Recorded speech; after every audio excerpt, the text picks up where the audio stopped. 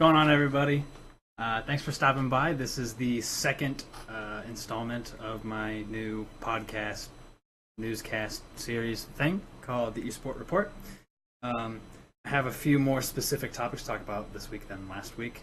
Also, I'm hoping that I fixed some of the audio issues that I had last week. So yeah, without further ado, let's go ahead and just jump into this. Obviously, by the banner, my first topic is going to be CSGO again. We're talking about the championship at IEM Katowice. And so, spoiler alert, Fnatic defeated FaZe 3-2 in the grand finals, which is extremely surprising for a lot of different reasons. So, for starters, Fnatic was coming off of like their worst ever LAN performance at Star Series. But the Swedes were able to upset the most dominant team in CSGO, arguably, over 5 maps and 7 hours of gameplay. So it gave us a pretty impressive highlight reel from, Guardian's 1v5 clutch to Lekro's quad kill, as well as Nico's pair of quad kills. It was very impressive to watch. It was a great series. But Fnatic would end up defeating FaZe on Train in overtime, which is a map that FaZe has never won in overtime. And so I want to just kind of briefly talk about why it is that FaZe can't finish the job. Why can't FaZe clutch up and win a tournament?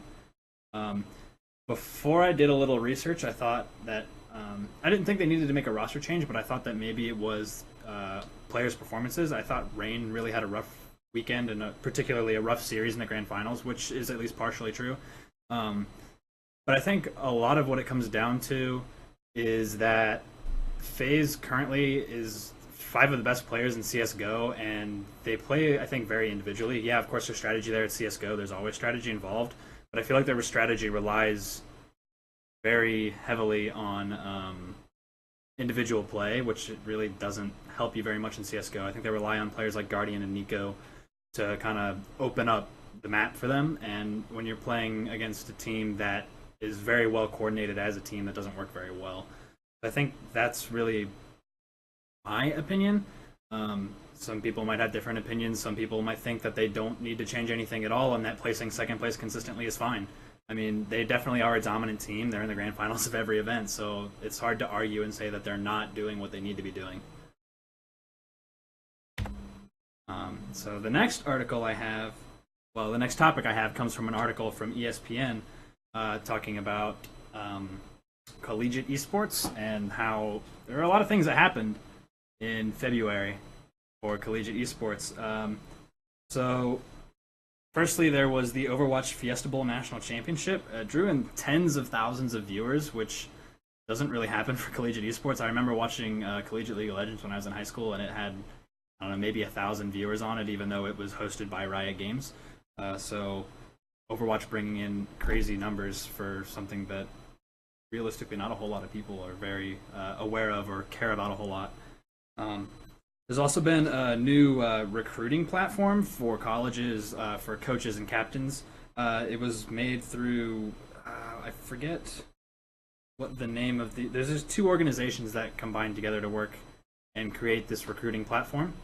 There's also a new partnership between Find Your Grind and Rect Global, and it created an additional $450,000 in esports scholarships for college varsity teams. Collegiate sports conferences are also beginning to kind of experiment with LANs for some of the esport teams.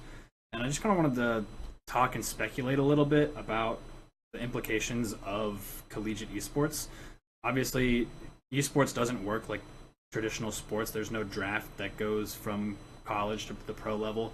And so I think that at least for some esports, the way that they're starting to be structured, that's has the potential to happen.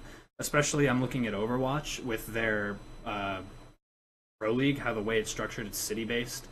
And now that they also have a collegiate series, it seems like they're almost setting it up that as these collegiate players kind of make a name for themselves, and once they graduate, that they'll be able to kind of enter into the pro league through a draft-like system, potentially. I'm interested to see if this sort of a system is going to be implemented for any other esports. I'd really like to see this for League of Legends or CSGO, especially now that League of Legends is in a franchise system.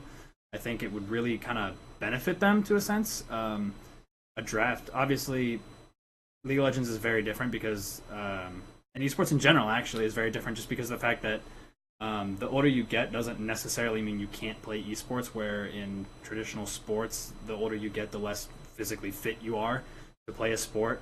So, I don't know, I'd be interested to see if Overwatch tries this and how it goes, and if that system would be implemented into other esports and how that could kind of change the face of esports in general. So I have another sort of interesting article, and this comes from the eSports Observer, and this is about the NALCS salaries in the new system, which is franchise-based. So reportedly, the average salary of NALCS players has increased from $150,000 a year to an average of $327,000 in a year, just under this franchise system, and that information comes directly from Optic Gaming's general manager. And the one thing that was really important to note is that despite the increase in salaries, viewership for NALCS has not increased at all, and in fact, on average, it's kind of decreased. So it's kind of interesting to see how, even though they haven't increased viewership in any way, the franchise system itself has just made players that much more valuable. And let's see. So this is kind of newish news. If you haven't seen on Twitter, eUnited recently acquired a new CSGO team, which I didn't know at the time, but it was actually Rise Nation's CSGO team. Rise Nation was the 10th team to qualify for ECS, and I don't have a whole lot to say about this, but all 5 players have fantastic ratings and are supposed to be great young players. So I think that's a team to really look out for as they start to go to events. They really could be that underdog team. No one's really going to expect them since they're, for lack of a better word, they're newer to the scene, I guess. I think people are really going to underestimate them, and I think they could really have an impact on ECS. So this is a topic that I'm talking about a little bit later than I should have, now that the Olympics is over, but it definitely was talked about a lot within the past probably year. That was esports at the Olympics.